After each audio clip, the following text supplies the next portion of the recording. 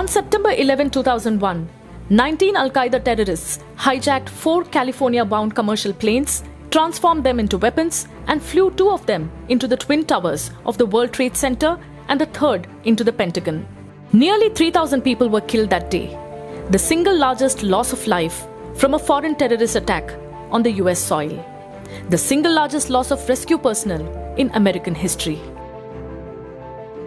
And have ordered that the full resources of the federal government go to help the victims and their families, and to conduct a full-scale investigation to hunt down and to find those folks who committed this act.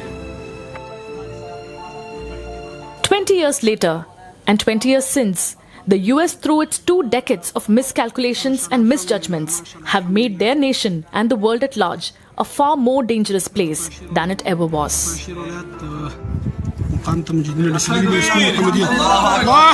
2011, Osama bin Laden was killed in a US covert military operation in Pakistan.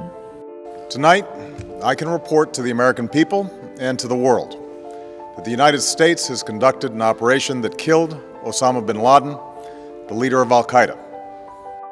Until then, the Taliban was providing a safe sanctuary for bin Laden and his band of Al-Qaeda terrorists. 20 years later, in 2021, the US virtually handed over their high-end military technology, arms and ammunition to the same Taliban and retreated chaotically from Afghanistan. This in turn led to the formation of a terrorist hardline extremist government in Afghanistan.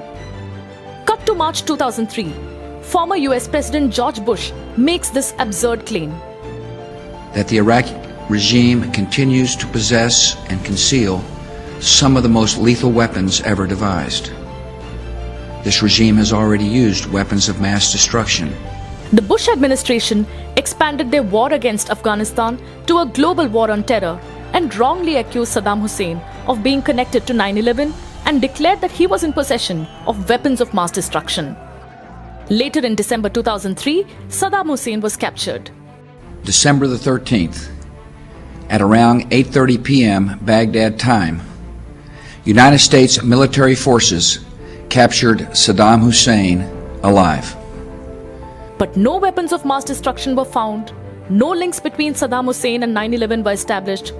What instead happened was, US gave fodder to terrorist groups across the world who started inducting and indoctrinating more terrorists into their fold by convincingly claiming to the new recruits that the US was anti-Islam and was wrongly meddling into other countries' affairs.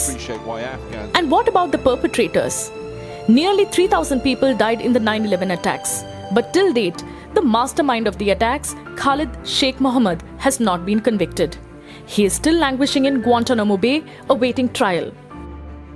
Nearly 2,500 US service members were killed in the Afghan war, but many families of the victims feel the sacrifice of their loved ones have not been honored, with the US making a hasty exit and handing over the reins of Afghanistan to a terrorist regime.